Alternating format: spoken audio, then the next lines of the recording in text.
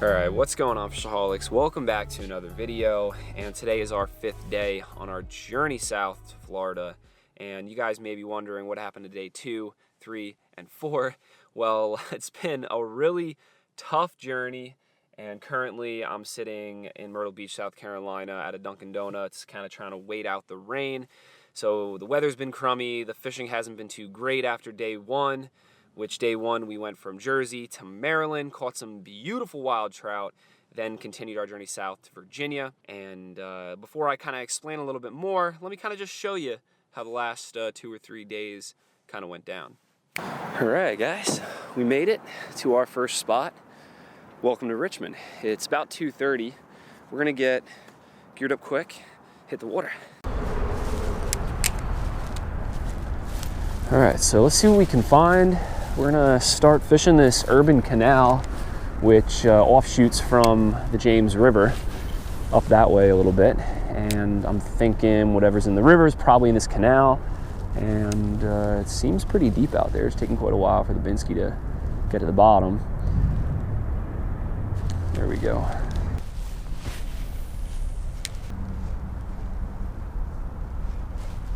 Oh. Thought it was going to be a fish for a sec.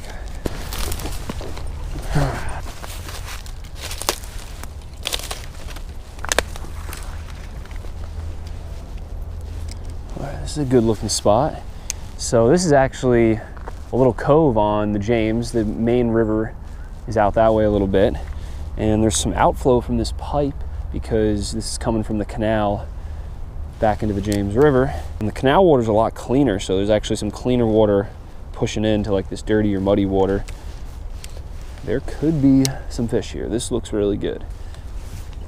So there are fish in here, but we just didn't find any.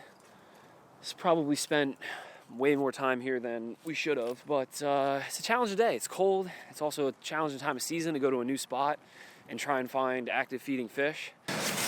All right, guys, we're gonna get back on the road. Got myself a Subway meatball parm, but we got like 4 more hours to go till we get to Wilmington.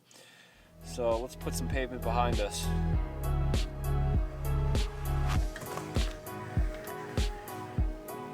Today is our 4th day on our journey south to Florida.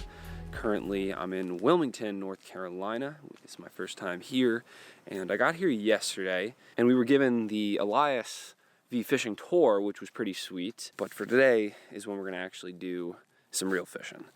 We're on the road.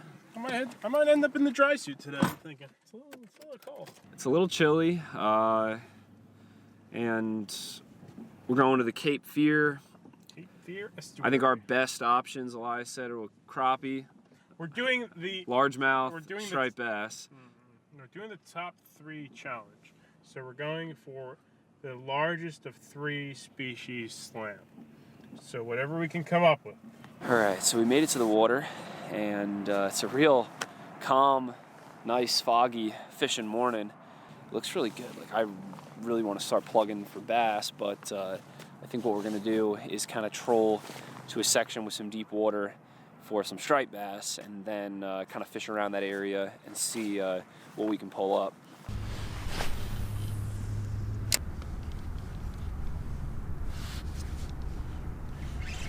There's a fish. There we go.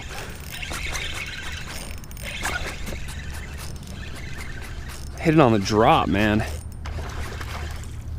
Decent fish. Real decent.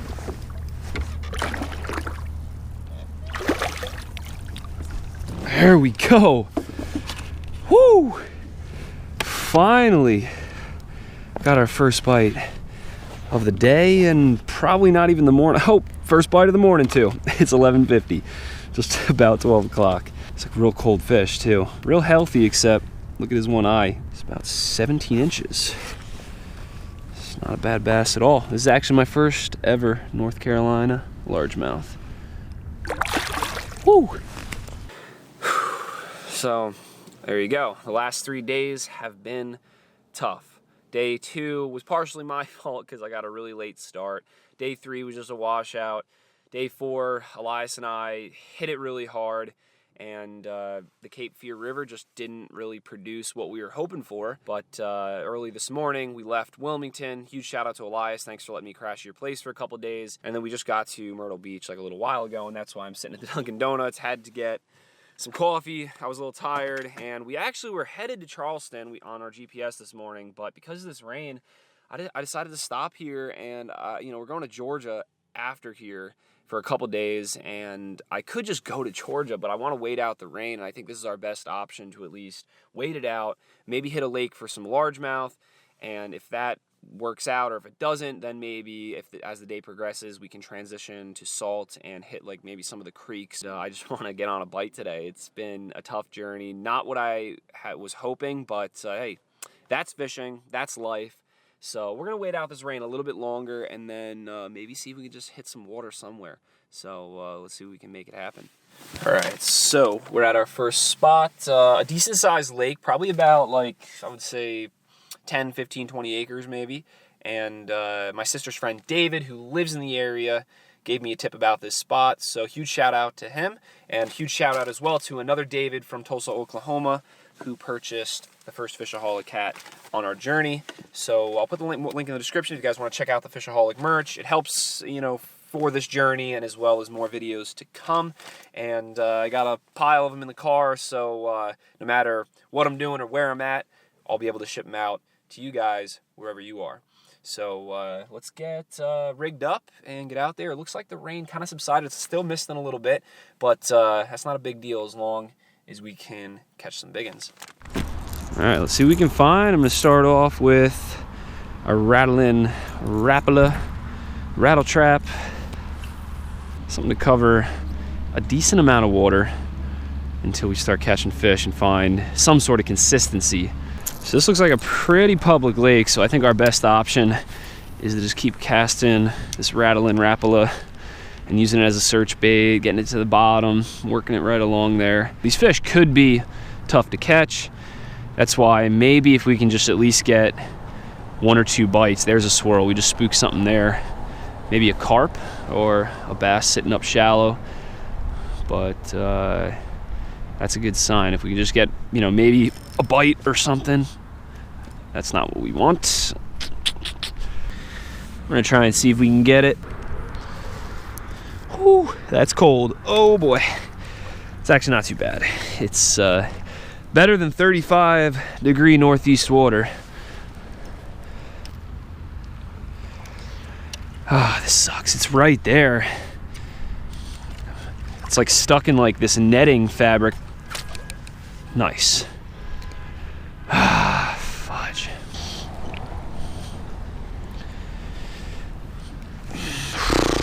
So we packed a good variety of stuff. You see we got some red-eyed shad, rattle traps, jerk baits, and we got a couple football jigs, a Binsky. I think, anything like this is gonna now get caught in that netting bottom. So a Kitech might be the ticket, a football jig, or a jerk bait, something that doesn't go down too deep.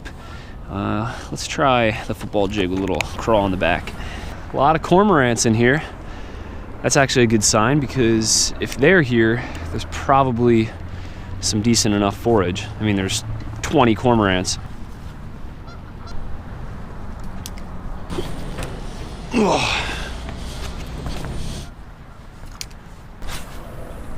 Oh, just got our first bite on the drop, man. All right, there's fish in here. That was a good sign. Huh. Got channels in here. That's a little baby. Oh, another dead catfish. All right, now we're on the far side of the lake, and we got some wind over here. So when I see wind, I first think of throwing maybe a square bill or a spinnerbait. Did we bring the spinnerbait? No, we did not bring the spinnerbait. Well, the jig isn't really working, so I guess maybe we'll just try the Kitech. A lot shallower over here on this side. Might not even be a chance of a fish over here. Or this wind might be blowing them over here. So if we pull this Kitech right by the face, maybe they'll just react to it and eat it. There's a fish. Oh, he crushed it. Oh gosh, nope, don't wrap up. There we go. Finally. Found a nice chunk. Look at that one. Obliterated the Kitech. That's what I'm talking about. Ew. There he goes. All right, super stoked. We finally got bit, and we fished probably about 3/4 of the lake, and now we're wrapping around until we got that bite. So we're gonna finish, wrapping around the lake, and then we're probably gonna, try and make a move to like a saltwater creek, see if we can get some speckled trout and possibly a redfish. Probably not gonna get any redfish though, but let's get a few more bass. So we're switching colors now to a bluegill flash, Kitech Easy Shiner. I thought I brought more sexy shad, but I guess I forgot them in the car. There's another one. Oh yeah. Oh my gosh. This little guy is feisty. A little smaller, but still on the Kitech. It's the hot bait. There's another fish. A little guy. Water skiing largemouth. Oh, find your way. There you go. All right, 3 fish. Caught him out by that buoy. 2 feet down about.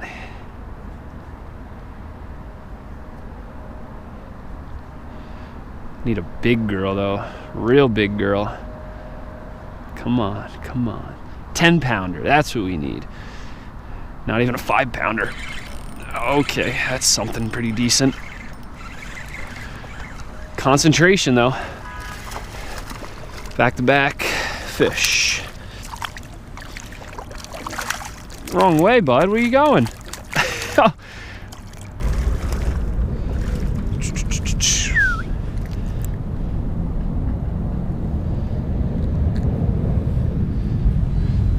They're all nice and fat and healthy.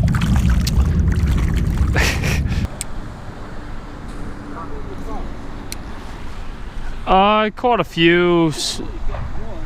What's that? Oh, you did? Yeah, I caught like 4 or 5 or so. Nothing big. The guy caught an 8.5 out of here? Sure did. Wow.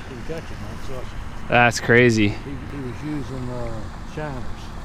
Shiners, yeah, that's probably a better bait. And they'll be an 8.5 pounds. Wow, that is a giant fish. That is a nice. So that guy was saying a couple days ago, a guy caught an 8.5 pounder out of here, but on live bait. Live bait, definitely, if it's a big live bait, is going to increase your chances of catching a big fish, of course. I'm sure an 8.5 would hit this thing, but you gotta like put it right in front of him, all timing probably. While he's hungry, you gotta put it right in front of him.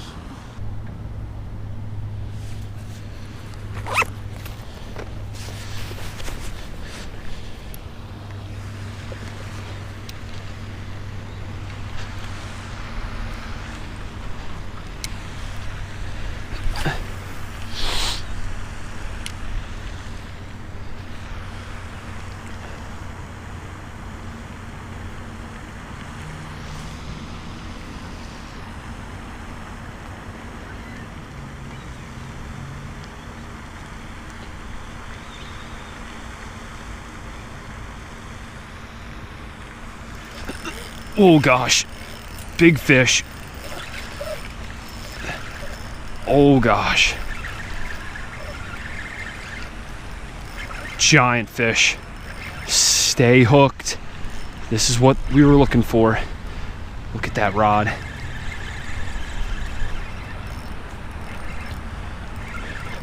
Oh my gosh. Oh my gosh.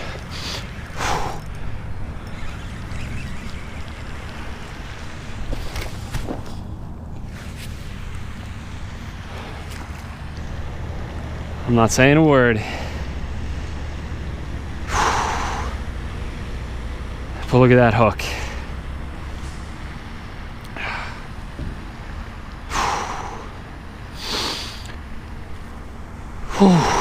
Man.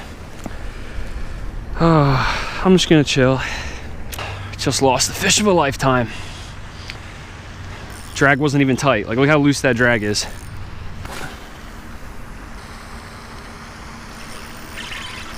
There's another one.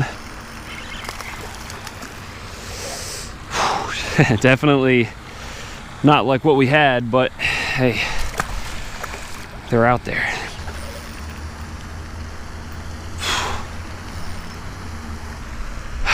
And now we lost that jig head.